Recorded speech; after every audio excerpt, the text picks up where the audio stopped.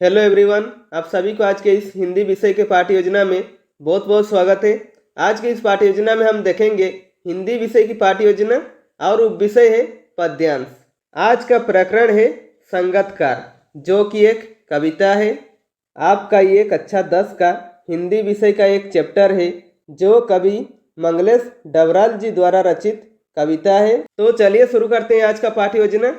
सबसे ऊपर आप देख सकते हैं हिंदी विषय की पाठ्य योजना संख्या 45 लिखी हुई है। यहाँ पर आपको पाठ्य योजना संख्या लिखनी होती है।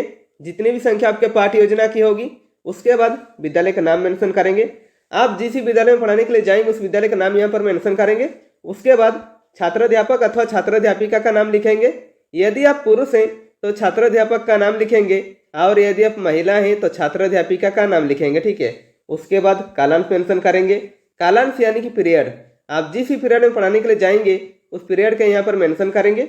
उसके बाद है कक्षा 10, विषय है हिंदी, प्रकरण है संगतकार, जो कि एनसीईआरटी बुक का हिंदी विषय का एक चैप्टर है। उसके बाद है अवधि। अवधि है 45 मिनट।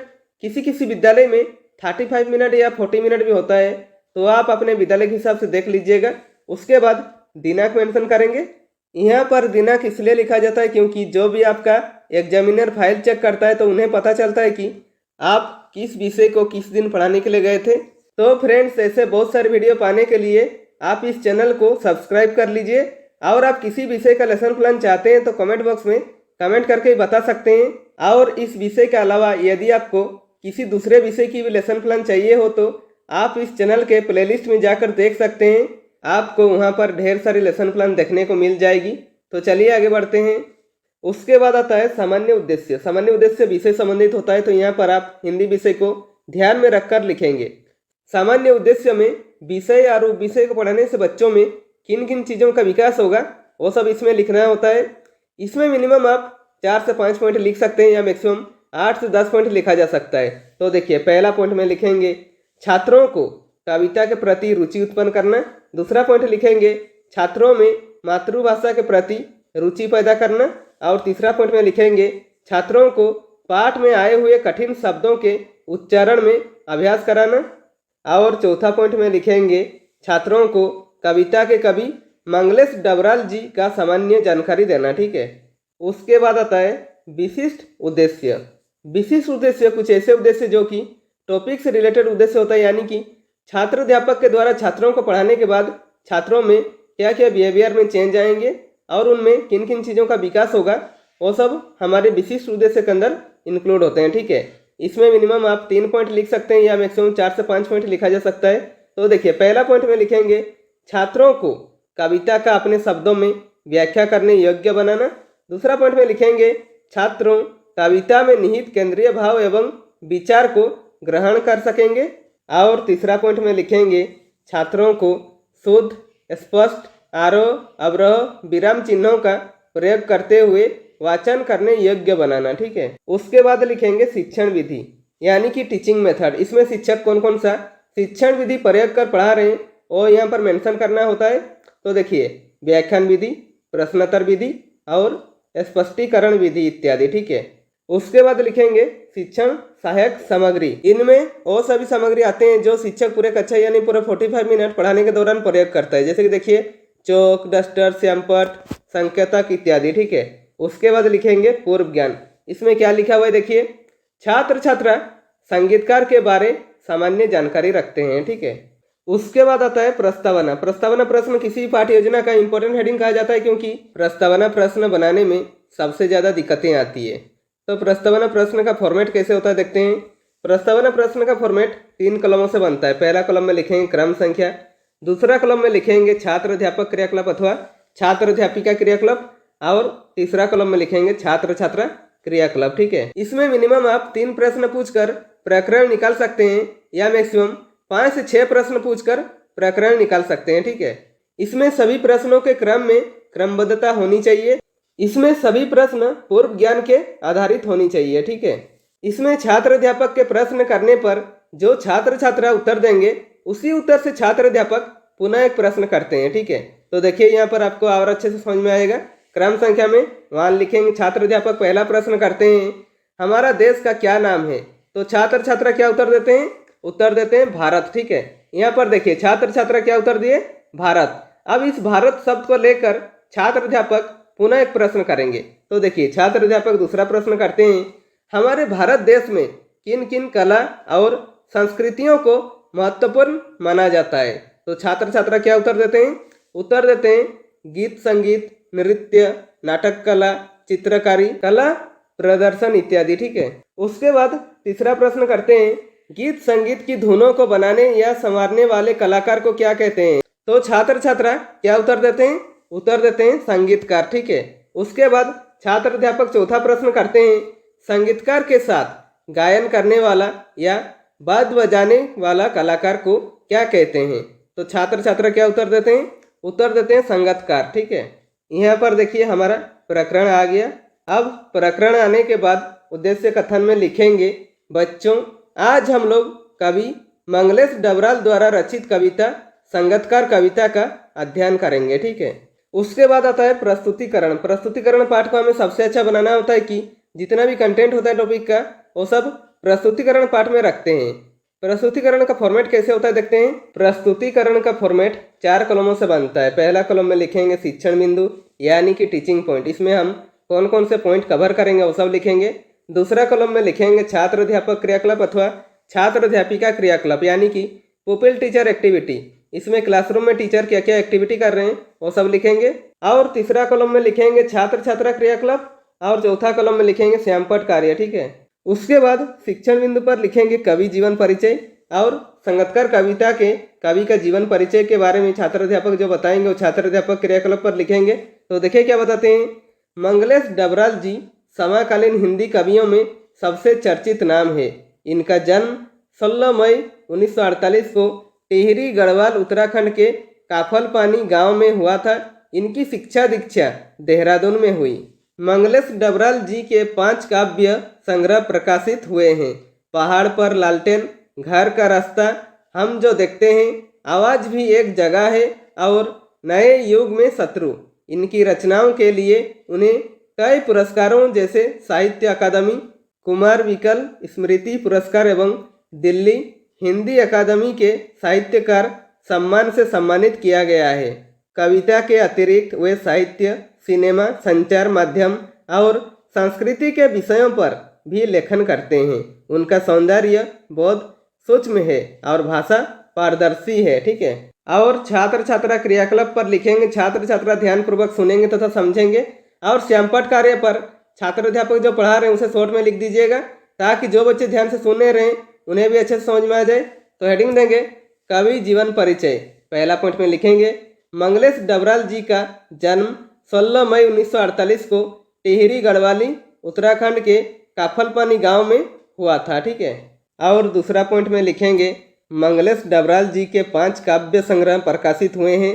पहला पहाड़ पर लालटेन, दूसरा घर का रास्ता, तीसरा हम जो देखते हैं, चौथा आवाज भी एक जगह है और पांचवा नए युग में शत्रु। ठीक है, उसके बाद बोधात्मक प्रश्न पूछेंगे। इसमें छात्र अध्यापक बच्चों जो पढ़ा रहे हैं बच्चों को कितनी समझ में आ रहा है ये जानने के लिए बीच बीच में 1 या 2 प्रश्न करते हैं। तो देखिए पहला प्रश्न करते हैं, कवि मंगलेश डबराल जी का जन्म कब हुआ था। तो छात्र छात्रा क्या उत्तर देते हैं, उत्तर देते हैं 16 मई 1948 को। ठीक है, उसके बाद छात्र अध्यापक दूसरा प्रश्न करते हैं, कवि मंगलेश डबराल जी का जन्म कहाँ हुआ था।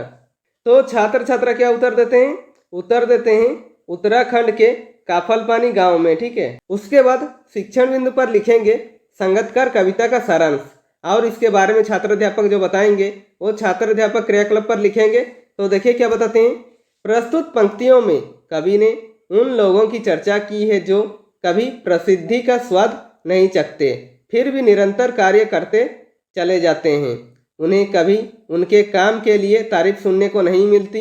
वे हमेशा अंधकार में जीते हैं फिर भी वे बिना किसी स्वार्थ के निरंतर अपना काम करते चले जाते हैं। जिस तरह किसी गायक के साथ गाने वाले संगीतकार होते हैं, सभी लोग गायक को जानते हैं, उसी की तारीफ करते हैं, परंतु कोई यह नहीं जानता कि उसके साथ कितने संगीतकार हैं जो बिना किसी स्वार्थ के उसकी आवाज़ को दुर्बल नहीं होने देते।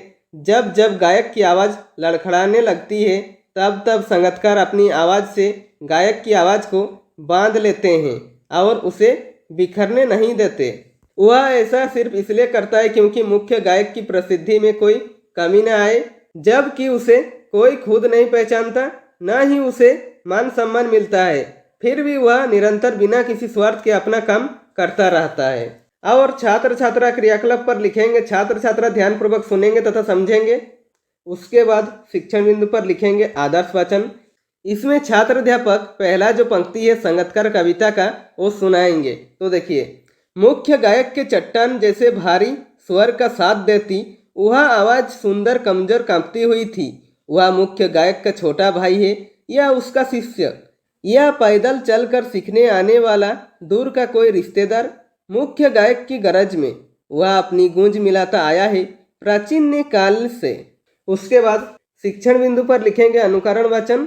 अनुकरण यानी कि दोहराना।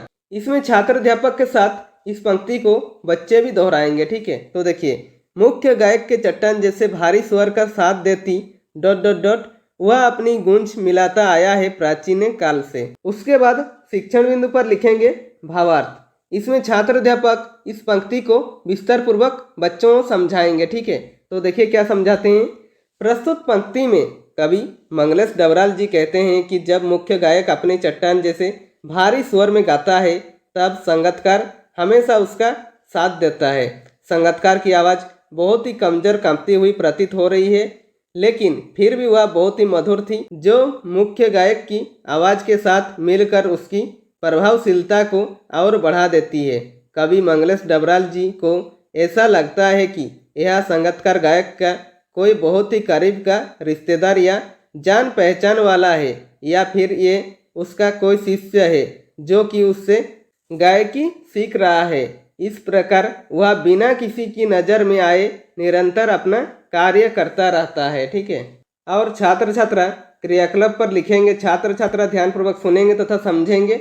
और श्यामपट कार्य पर संगतकार कविता का जो पहला पंक्ति छात्र अध्यापक पढ़ाए, उस पंक्ति में जो कठिन शब्द थे उसके अर्थ लिखेंगे। ठीक है, तो हेडिंग देंगे कठिन शब्दों के अर्थ। पहला में लिखेंगे संगतकार। संगतकार का अर्थ होता है मुख्य गायक के साथ गायन करने वाला या बाद बजाने वाला कलाकार। ठीक है, दूसरा है गरज। गरज का अर्थ होता है ऊंची गंभीर आवाज़। ठीक है, उसके बाद आता है बोधात्मक प्रश्न। इसमें छात्र अध्यापक बच्चों को जो पढ़ा रहे हैं बच्चों को कितनी समझ में आ रहा है ये जानने के लिए बीच बीच में एक या दो प्रश्न करते हैं। तो देखिए, पहला प्रश्न करते हैं, मुख्य गायक की गरजदार आवाज़ में अपनी गूंज मिलाने का काम किसका है? तो छात्र छात्रा क्या उत्तर देते हैं?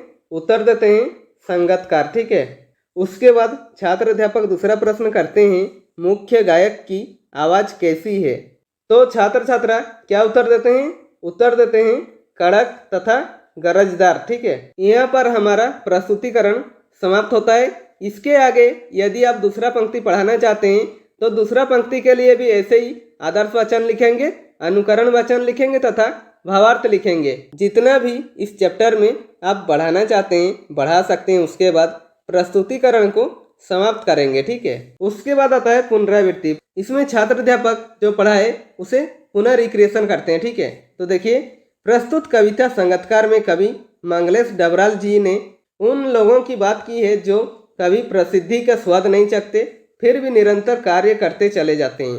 सभी लोग गायक को जानते हैं, उसी की तारीफ करते हैं, परंतु कोई यह नहीं जानता कि उसके साथ कितने संगतकार हैं जो बिना किसी स्वार्थ के उसकी आवाज़ को दुर्बल नहीं होने देते। वह ऐसा सिर्फ इसलिए करता है क्योंकि मुख्य गायक की प्रसिद्धि में कोई कमी न आए, जबकि उसे कोई खुद नहीं पहचानता, न ही उसे मान सम्मान मिलता है। फिर भी वह निरंतर बिना किसी स्वार्थ के अपना काम करता रहता है। उसके बाद आता है मूल्यांकन। मूल्यांकन शिक्षक केंद्रित होता है, यानी कि शिक्षक अपना तथा छात्रों का भी साथ में मूल्यांकन करते हैं कि जो उन्होंने 45 मिनट का क्लास लिया बच्चों को कितनी अच्छी तरीके से समझ में आया ये जानने के लिए इसमें मिनिमम 1 या 2 प्रश्न करते हैं या मैक्सिमम 3 से 4 प्रश्न कर सकते हैं। तो देखिए, पहला प्रश्न करते हैं कविता में संगतकार का अर्थ क्या है। दूसरा प्रश्न करते हैं संगतकार की भूमिका क्या होती है। उसके बाद आता है गृह कार्य। गृह कार्य पे ऐसे प्रश्न बनाइए कि बच्चों को घर पे जाकर वो चैप्टर अभ्यास करने का मौका मिले और आप उन्हें अच्छे से चेक भी कर सके। इसमें भी मिनिमम 1 या 2 प्रश्न करेंगे या मैक्सिमम 3 से 4 प्रश्न कर सकते हैं। तो देखिए प्रश्न करते हैं, संगतकार के माध्यम से कवि किस प्रकार के व्यक्तियों की ओर संकेत करना चाह रहा है। तो फ्रेंड्स, इसी के साथ हमारा आज का लेसन प्लान कंप्लीट होता है। यदि वीडियो पसंद आए तो लाइक कीजिए और ऐसे बेहतर वीडियो पाने के लिए आप इस चैनल को सब्सक्राइब कर दीजिए और बेल आइकन को दबा दीजिए ताकि मेरे सारे वीडियो आप तक पहुंचती रहेगी। और हो सके कैसी लगी वीडियो कमेंट बॉक्स में कमेंट करके ही बता सकते हैं।